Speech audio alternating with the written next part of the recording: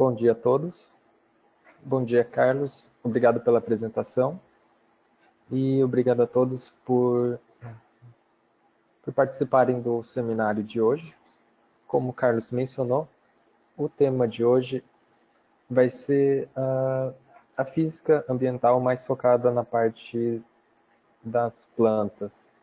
Então, a gente vai tratar da luz, da radiação solar que incide nas plantas e que tipo de informação que a gente consegue tirar, tanto fisiológica quanto até de estrutural das plantas, com alguns instrumentos que a gente vai mencionar na apresentação.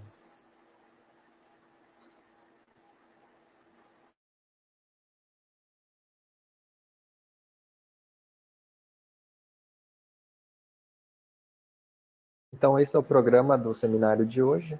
O foco vai ser na radiação solar e a gente vai dividir essa radiação em três destinos, que é a radiação que é absorvida pela planta, a radiação que incide no dossel da planta, mas não para nele.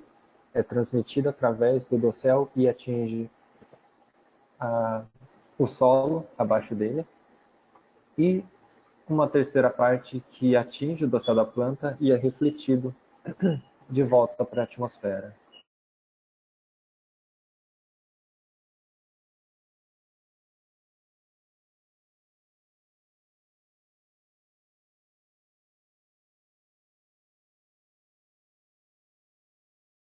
Então, a radiação solar que incide no dossel da planta, ela pode ter um desses três destinos.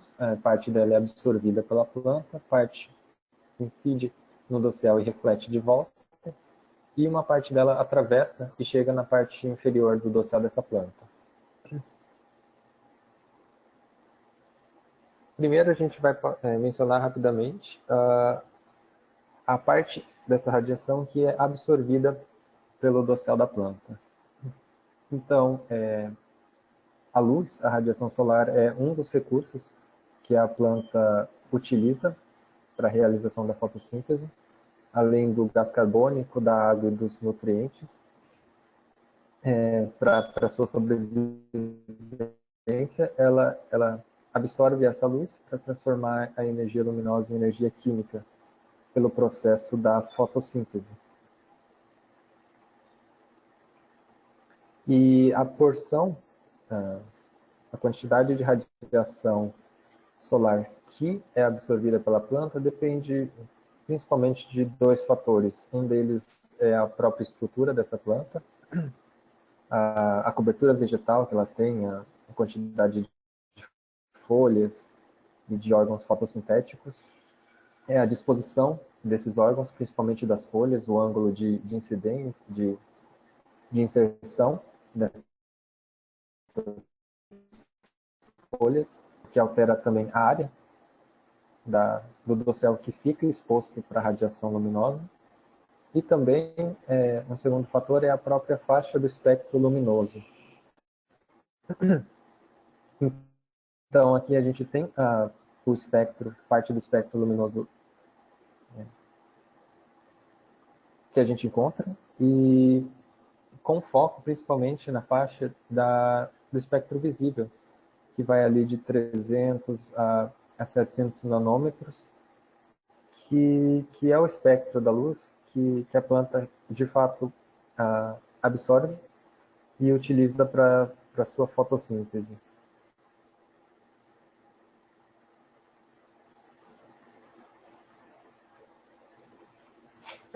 Então, esse é um espectro típico de reflectância de um dossel de uma planta.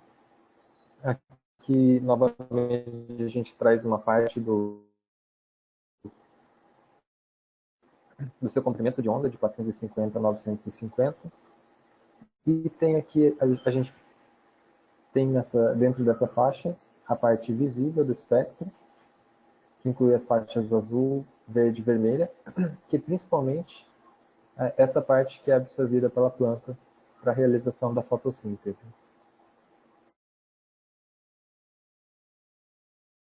a gente percebe que a reflectância nessa faixa, então, ela é bem mais baixa comparado com o infravermelho próximo, e com uma leve reflectância, principalmente aqui na parte verde, e até por isso a gente tem essa visão, essa característica da planta de coloração esverdeada.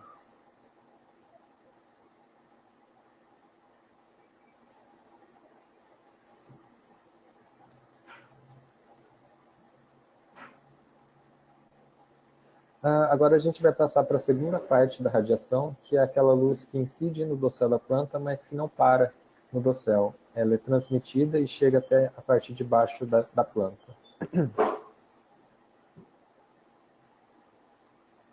Então essa luz transmitida também depende da estrutura da planta. Então, quanto mais fechado é o dossel, menos luz é transmitida, consegue chegar abaixo dela. E essa luz, ela consegue, analisando essa luz que é transmitida, a gente consegue algumas informações, principalmente estruturais da planta. Então, dois exemplos seriam que a gente consegue calcular o índice de área foliar de um dossel ou de uma planta única, analisando a luz que chega no dossel e a luz que é transmitida, que consegue ultrapassar esse dossel, e também aplicar esse tipo de informação em modelagem de biomassa.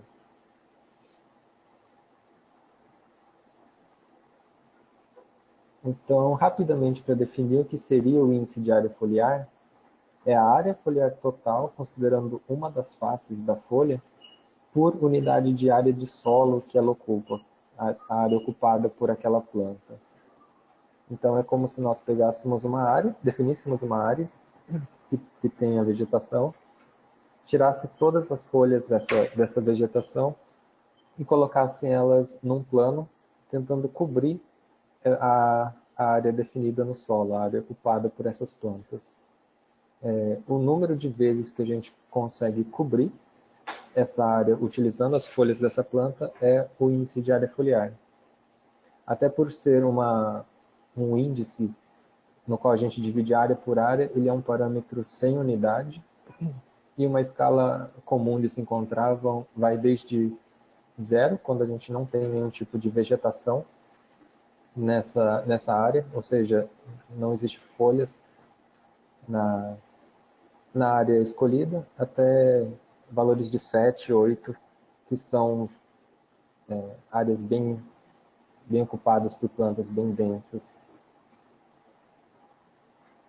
Aqui embaixo a gente traz mais dois desenhos só para exemplificar dois outros casos. Então, se a gente, por exemplo, fala que uma determinada área tem um índice de área foliar de 1, isso quer dizer que, por exemplo, aqui a cada metro quadrado de solo, a gente teria 1 metro quadrado de área foliar. E no caso de índice de área foliar de 3, a gente conseguiu cobrir com as folhas daquela área esse mesmo solo por 3 vezes.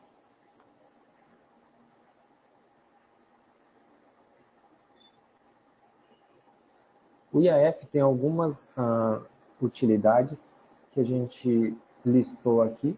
Então, uma delas seria indicar a densidade do dossel, e até para fazer alguns cálculos de modelos de biomassa. O monitoramento do crescimento vegetal, se a gente tem esses valores de IAF ao longo do tempo, a gente consegue monitorar o crescimento daquela vegetação ao longo do tempo, ou inversamente, se por acaso o IAF acaba diminuindo, a morte ou perda de folhas por alguma razão. Também pode auxiliar na previsão de rendimento das culturas, modelos que utilizam o IAF para tentar prever a produtividade de alguns produtos agrícolas. A fenologia, principalmente no caso das bicíduas, aquelas plantas que em uma certa época do ano perdem as suas folhas, a gente consegue acompanhar bem com o IAF as fases, principalmente as datas em que se iniciaram determinados eventos do ciclo da cultura. Cálculos de evapotranspiração, e também servem para comparar com dados de maiores escalas, por exemplo, IAFs calculados por imagens de satélite.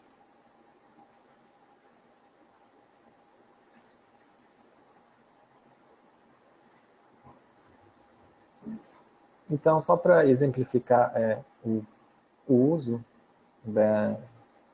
dessa luz transmitida para o cálculo do IAF, do índice de área foliar, a gente trouxe aqui 2 exemplos de equipamentos que existem no mercado e que são bastante utilizados para esse cálculo do IAF. Um deles é a fotohemisférica, e um segundo método é o uso de sensores de radiação fotossinteticamente ativa, que normalmente são encontrados em septômetros. Então, a teoria no uso da fotohemisférica é a gente colocar uma câmera com uma lente olho de peixe, uma lente que consiga tirar uma imagem hemisférica de todo o dossel para onde ela está apontada. E o resultado é uma imagem do dossel e também do céu que está acima das plantas. Então, analisando essa imagem no software, a gente consegue, por diferença de áreas cobertas, áreas preenchidas por planta e áreas onde a gente consegue visualizar o céu, a gente consegue determinar o índice de área foliar.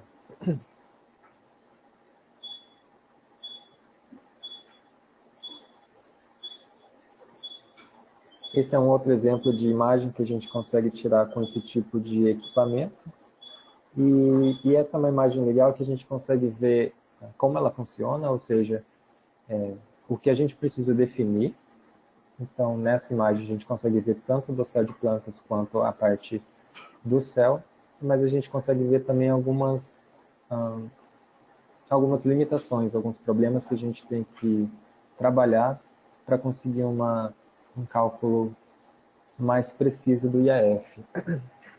Então, por exemplo, a gente tem áreas aqui do céu que tem colorações diferentes. Então, uma parte que tem uma nuvem que está bem iluminada, bem clara, mas que também teria o mesmo valor para o cálculo do que uma área azul, onde a gente consegue ver o céu aberto.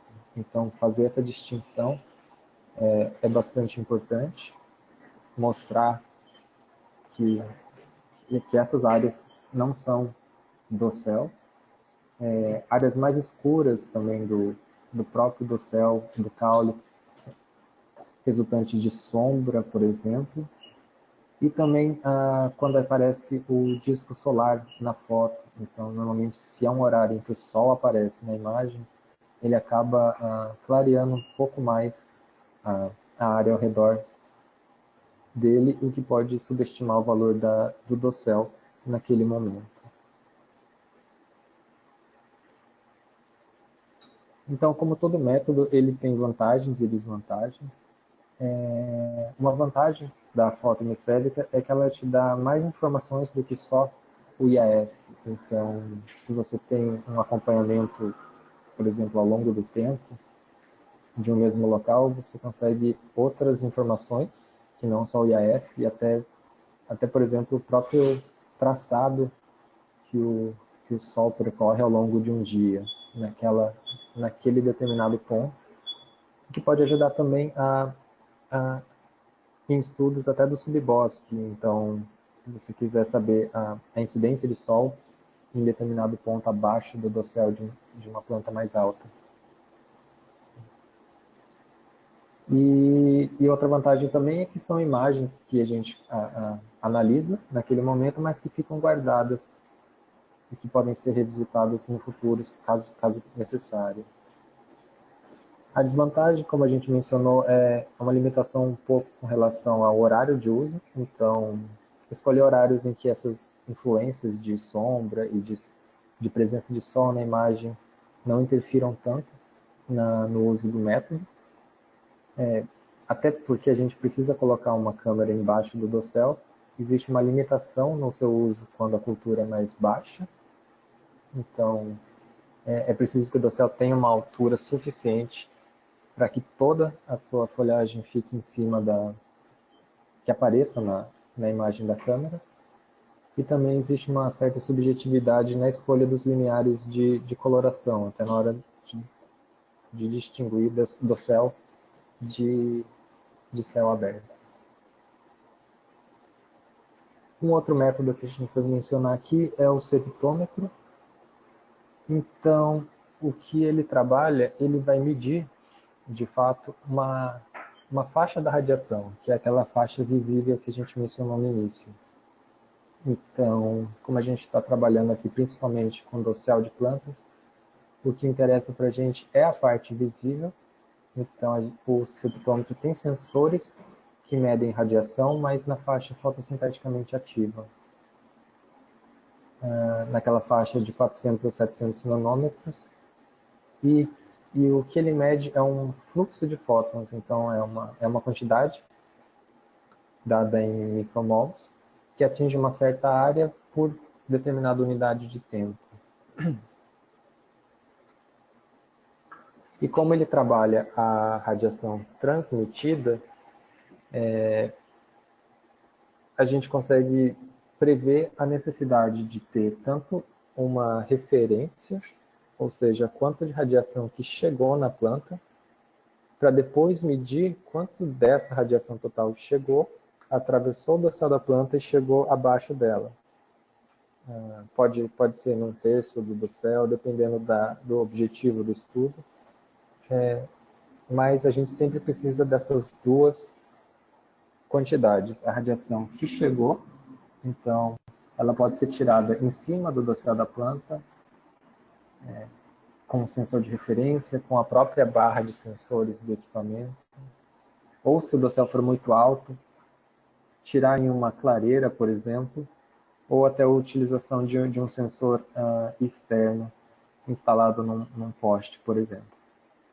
E depois a gente precisa saber quanto dessa radiação que chega, atravessa e consegue atingir o mesmo sensor abaixo do dossel da planta.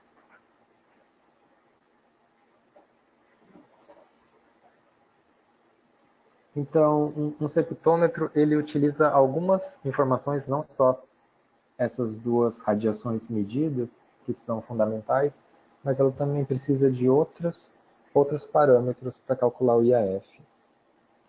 Um deles ele precisa saber o ângulo zenital no momento da leitura. E esse ângulo é o ângulo que é formado entre o Sol, naquele momento, e a posição acima do observador. Esse cálculo ele é feito baseado na informação de localização do equipamento. Então, ele precisa saber a latitude e a longitude em que ele se encontra e o horário do dia. Com isso, ele consegue calcular o ângulo zenital naquele momento. Ele precisa também obter um valor relativo entre a porcentagem da radiação incidente que é difusa e que é direta. Então, daquela radiação que ele está registrando naquele momento, qual é a porcentagem que vem direto do Sol e atinge o equipamento, e a diferença seria aquela que incide em outras superfícies e atinge o equipamento, como radiação difusa. Uma outra informação que pode ajudar a melhorar a precisão da leitura de AF é saber o tipo de dossel que a gente está analisando. Então, aqui é um parâmetro, é um índice que a gente informa para o equipamento sobre principalmente o formato do dossel da planta. Então, aqui a gente colocou dois formatos bastante diferentes. Um formato mais vertical, em que o ângulo de inserção é menor. Então, a gente tem folhas mais verticais e que podem conseguem receber a radiação solar de uma forma diferente do que um um dossel mais plano, com folhas mais planas, como é o caso do morango. Então, a incidência da luz é diferente nesses dois tipos de dosséis. E, por último, ele também faz uso de um coeficiente de extinção, que é a radiação não absorvida. Então, ele vai utilizar o ângulo zenital e também o parâmetro de distribuição foliar para o cálculo do coeficiente de extinção.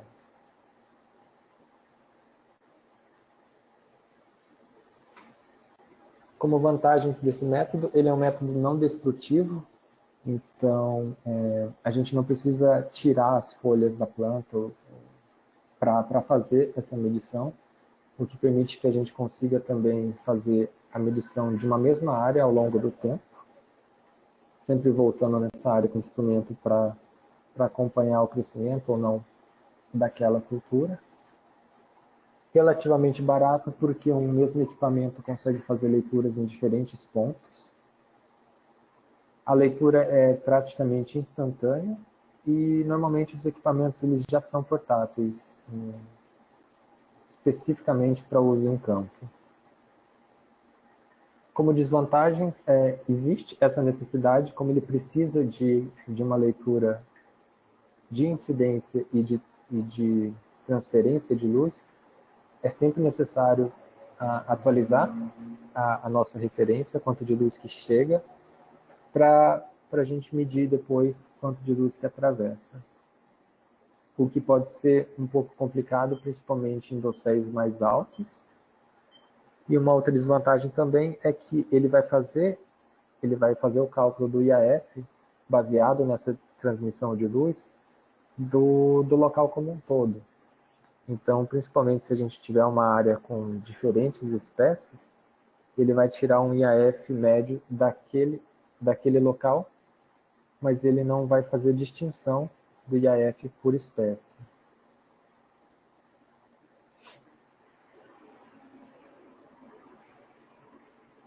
E por fim a gente vai falar da luz refletida, que é a luz que incide no dossel da planta e é refletida de volta para a atmosfera. Então, novamente, a gente traz o espectro da radiação aqui, só para lembrar que existe aquela parte em que é mais absorvida a radiação, que é na faixa do visível, e outras faixas a radiação ela é refletida de volta para a atmosfera. E é isso que permite a gente utilizar alguns sensores de radiação, principalmente esses sensores que conseguem medir bandas específicas da radiação e faixas estreitas, para o cálculo de índices vegetativos.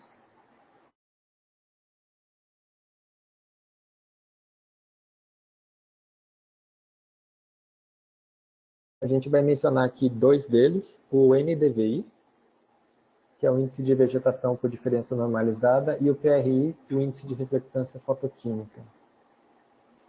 Eles dois utilizam duas bandas do espectro luminoso específicas, que a gente vai ver daqui a pouco quais são. E o NDVI ele é principalmente utilizado para propriedades estruturais da planta. Então, com ele a gente consegue ter informações da estrutura do dossel dessa planta, enquanto que o PRI ele tem uma utilidade mais fisiológica, principalmente na questão do uso da luz pela planta analisada.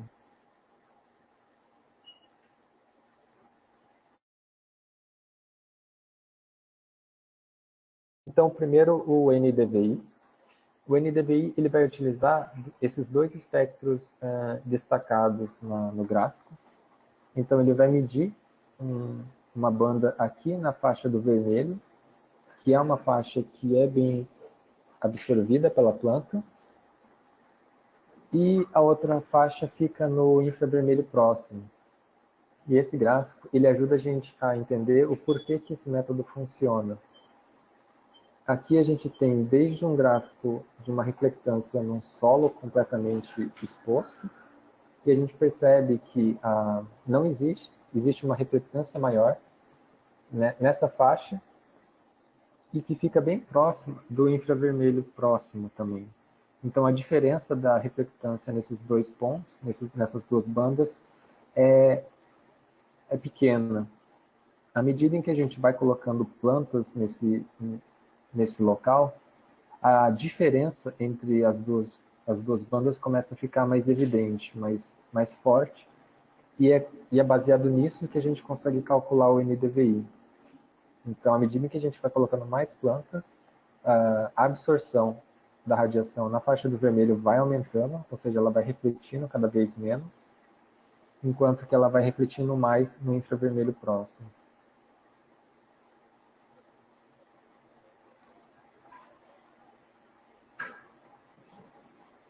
Então, para isso, a gente também precisa saber o quanto de energia de radiação que chega no dossel. Então, a gente coloca um sensor de referência apontado para cima para pegar o que chega, e depois a gente aponta um sensor para a planta para pegar o quanto que bateu no dossel e refletiu de volta para o sensor. E o que ele vai fazer? Ele vai calcular essa reflectância nas duas bandas, no infravermelho próximo e no vermelho, e vai normalizar esse valor para o cálculo do NDVI. Então, no final, a gente tem uma escala do NDVI de -1 a 1, sendo que quanto mais baixo o NDVI, menor é a quantidade de plantas presentes naquele local, enquanto que quando a gente tem um NDVI mais alto, isso significa que aquele local tem mais plantas.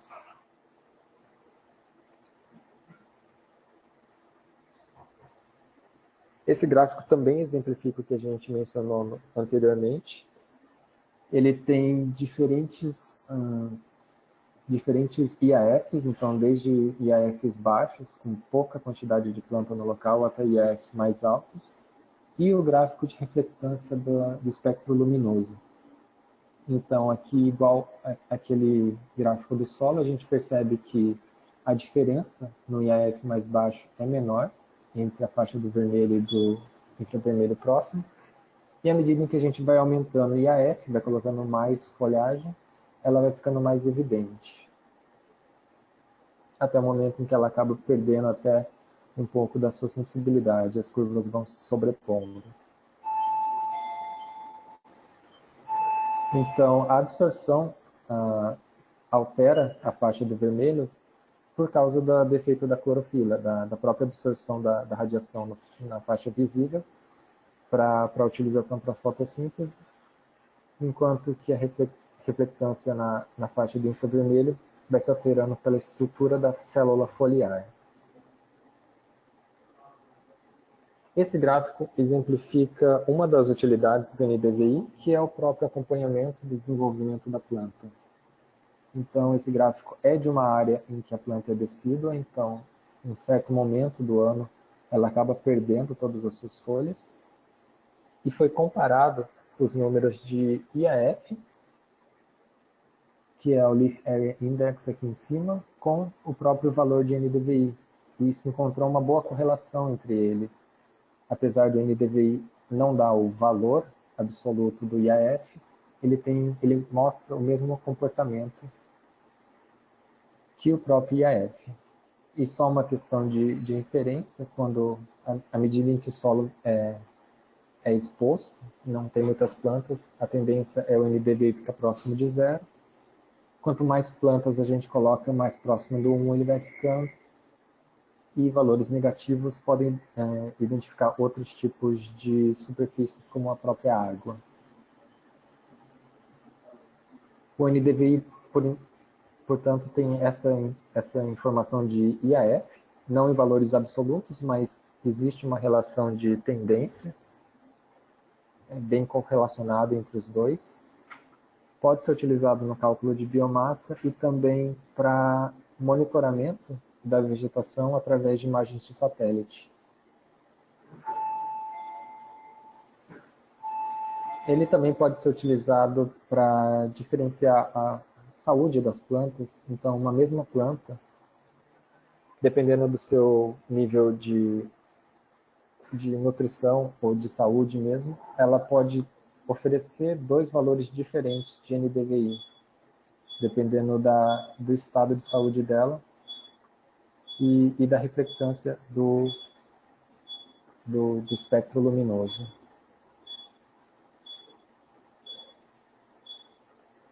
Algumas limitações do método estão nos casos de altos IAF, ou seja, quando a gente tem um IAF dosséis bem densos, e também em dosséis abertos, quando ainda, principalmente no caso de culturas agrícolas, em que o solo ainda está exposto, ele pode ter algum tipo de interferência. Isso acontece porque, no caso de níveis altos de IAF, à medida que a gente vai aumentando a cobertura vegetal, a tendência é algumas folhas ficarem sobrepostas. Então, apesar de ter algumas folhas lá embaixo, elas não estão contribuindo para aquela radiação que incide e volta de volta para o sensor. Então, em altos IAF, o NDVI acaba perdendo a sua sensibilidade.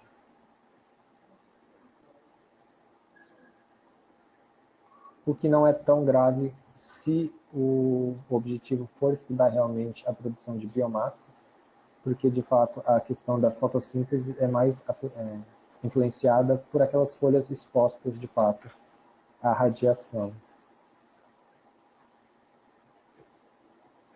E no caso de outras interferências, o NDVI ele tem algumas variações que tentaram corrigir essas interferências. Então, uma variação do NDVI é o próprio SAVI, que ajusta para solos. Então, principalmente naqueles casos em que existe uma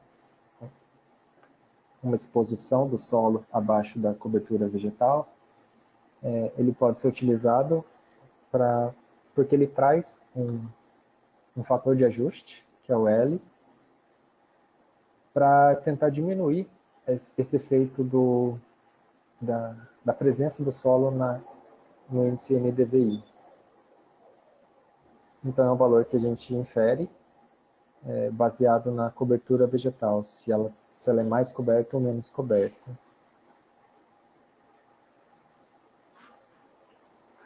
E também uma outra versão que é o SAVI modificado, que tenta eliminar a necessidade de se estimar o valor de L, e para isso ele acaba utilizando as mesmas reflectâncias nas bandas do NDVI.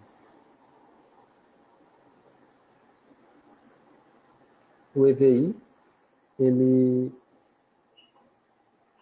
tenta diminuir a sensibilidade para altas biomassas e também reduzir as influências da atmosfera.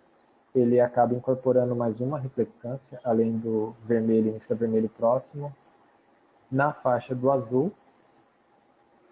E uma outra versão, uma versão modificada dele, tenta eliminar essa necessidade de ter a informação do azul, até porque às vezes é difícil, para calcular e ainda assim contabilizar esses tipos de influência.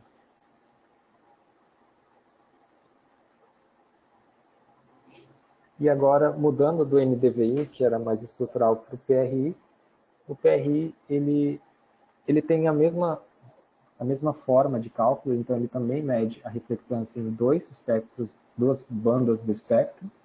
São bandas diferentes do NDVI, e ele tem uma ligação mais fisiológica, uma referência mais com relação à eficiência no uso da luz, porque ele trabalha principalmente o ciclo da xantofila das plantas. Então, isso vem da descoberta da atividade do ciclo da xantofila, e que a gente, observando a reflectância na faixa do 531 nanômetros, existia uma relação entre a reflectância nessa faixa e o ciclo da xantofila. Então, é por isso que os sensores PRI, eles medem a reflectância nessas duas bandas, 531 e 570, em faixas bem estreitas, para pegar, de fato, a diferença causada pelo ciclo da xantofila. Então, a referência deles ficaria bem nesse morrinho aqui, o 531 e o 570. Os dois dentro da faixa do visível.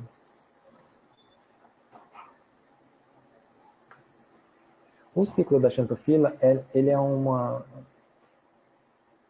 existe para tentar dissipar o excesso de energia luminosa que atinge a planta em determinados períodos do dia, ou até quando ela está com deficiência de algum outro recurso. Isso para evitar que o excesso de luz, de radiação, acabe danificando o seu sistema fotossintético. Então, as xantofilas elas vão absorver a radiação naquela faixa do 531. Quanto mais luz tiver, mais elas vão absorver para tentar proteger a planta contra esse excesso de luz. Enquanto que na outra banda que a gente mede de referência, esse valor não se altera muito, independente da saturação da luz.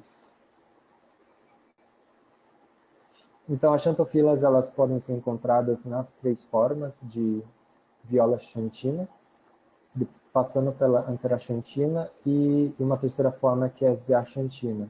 Isso, tanto a quantidade de xantofilas presentes na planta, quanto a forma em que elas se encontram, dizem muito sobre a necessidade dessa planta naquele momento de se proteger do excesso de luz. Então a gente traz 2 cenários aqui, por exemplo, uma planta na sombra e uma planta no sol. A quantidade é diferente, quantidade total, na sombra é menor e no sol é maior, e ainda no sol, até provavelmente pela necessidade de se proteger, de dar um outro destino para essa luz excessiva que está incidindo nas plantas, boa parte dessa xantofila está no formato de zeaxantina, que é o formato mais eficiente para esse destino. E o mesmo também acontece para uma planta que tem outros tipos de deficiência, aqui no caso de nitrogênio.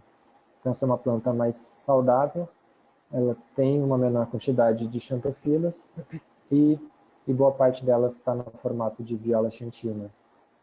Enquanto que uma planta com deficiência em nitrogênio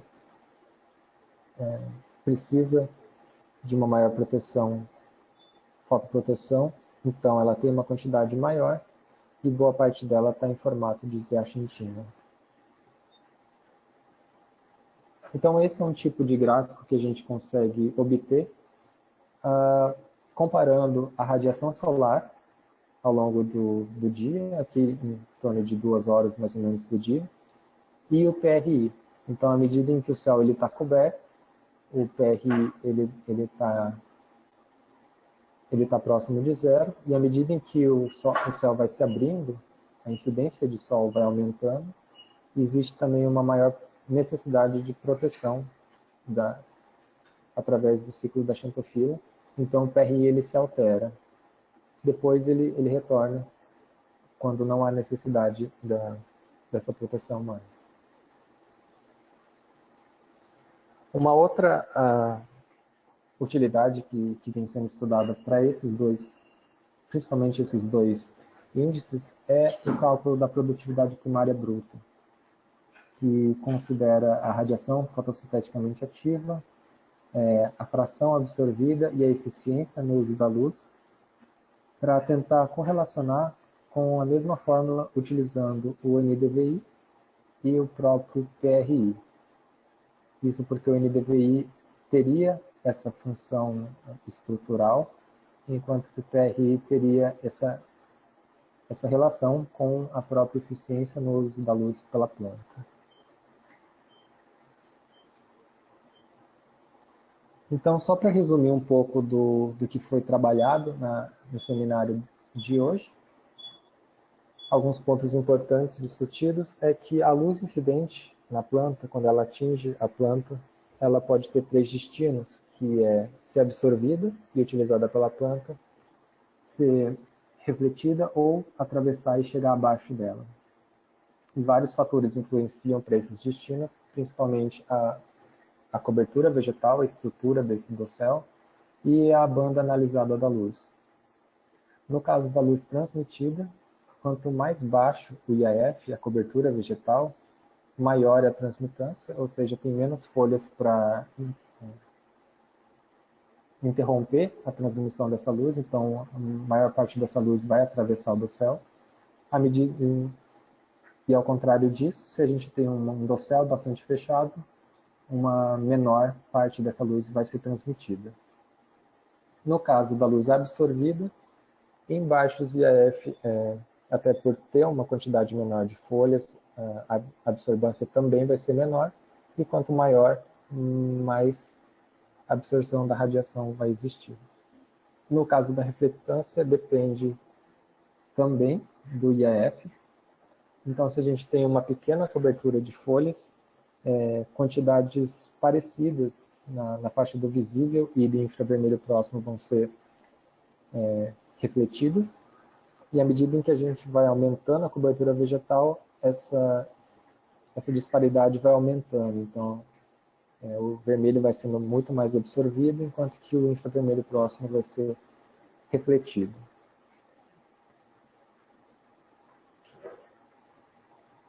A planta também, além da questão do espectro luminoso, interage de forma diferente com a luz de acordo com as condições ambientais, de nutrição, de presença de água e de temperatura do local. A luz transmitida, principalmente no caso do índice NDVI, pode oferecer dados estruturais do dossel da planta, enquanto que a luz refletida pode dar tanto estruturais quanto funcionais também, fisiológicos. E todos os métodos, eles possuem vantagens e desvantagens. O que, na verdade, o que vai determinar qual método vai ser utilizado é principalmente o objetivo da pesquisa, e outras perguntas podem ser respondidas também para ajudar na escolha. Então, a periodicidade dos dados, se eu preciso desses dados de 10 em 10 minutos, de 1 em 1 hora, ou se eu posso ter leituras mais espalhadas ao longo do dia. Se eu preciso de fato de valores absolutos, isso principalmente no caso do IAF, se eu preciso ter aquele valor numérico de IAF, ou se eu posso ter só uma tendência, um comportamento do desenvolvimento da planta naquele período. E também, como sempre, a questão da mão de obra e dos recursos. Existem equipamentos que são mais portáteis, mas precisa de alguém ali sempre operando aquele equipamento, e tem alguns equipamentos que fazem o monitoramento contínuo e automático. Então é isso. Eu gostaria de novo de agradecer a presença de todos no seminário de hoje. Qualquer dúvida pode mandar para o e-mail que se encontra na tela. E agora a gente vai abrir o espaço para perguntas e respostas. Muito obrigado.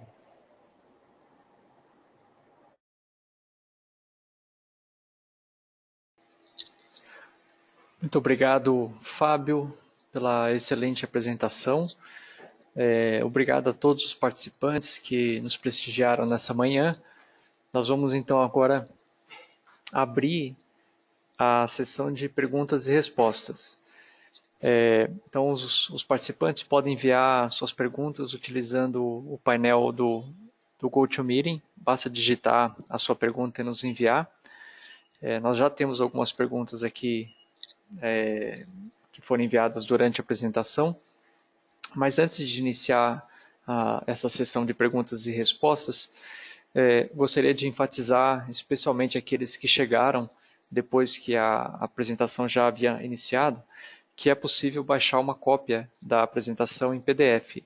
Então, na sua interface com o GoToMeeting, tem uma opção chamada Handouts, com H.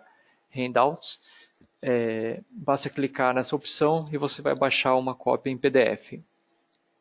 Também gostaria de informar que a Matter tem um canal no YouTube onde nós postamos todos esses vídeos, uma cópia dessa apresentação. Então, hoje, até o final da tarde, o vídeo dessa apresentação vai estar disponível no nosso canal do YouTube. Basta digitar o título da apresentação e também pode ser compartilhado para algum colega que acabou perdendo a apresentação, alguma situação nesse gênero. Muito bem. Então nós vamos iniciar as perguntas e respostas. A primeira pergunta, Fábio, é da participante Tânia, e ela pergunta o seguinte: Fábio, os sensores medem a quantidade de luz e a conformação da xantofila é dedutiva? Ou os sensores conseguem avaliar em qual conformação está a xantofila?